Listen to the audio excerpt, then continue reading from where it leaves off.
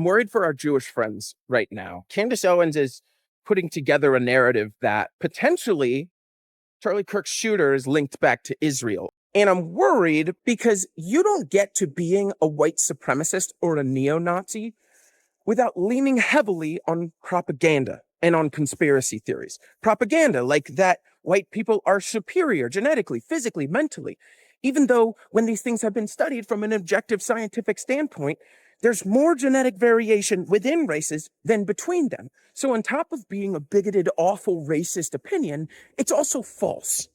And conspiracy theories in that, like, oh, black and brown people and Muslims immigrating to America are going to replace white people. There's this big, great white replacement theory, which is based on white supremacy, but it's also like not happening. These aren't people who have based their beliefs in reality. They base it in a different version of reality that paints them as the victims, always, right? And so they're going to view this as another reason to think that they are being targeted because of their insane victim complex.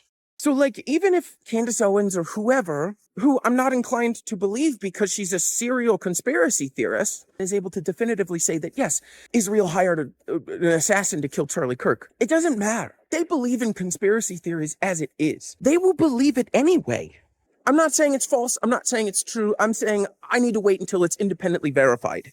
But first of all, white supremacists, neo-Nazis, Christian nationalists are wanting a reason to commit violence against Jewish people. They are anti-Semitic, and they will admit it out loud. And that's why they're anti-Israel. They're not anti-Israel because they're pro-liberation or anti-oppression or anti-human rights abuses, especially towards non-white people.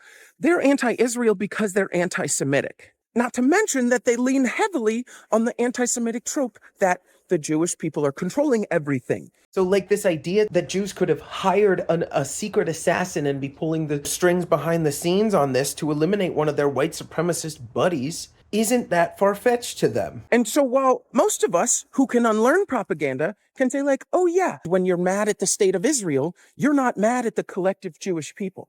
First of all, I don't have faith in white supremacists and neo-Nazis to unlearn that propaganda. But second of all, I don't think they want to unlearn that.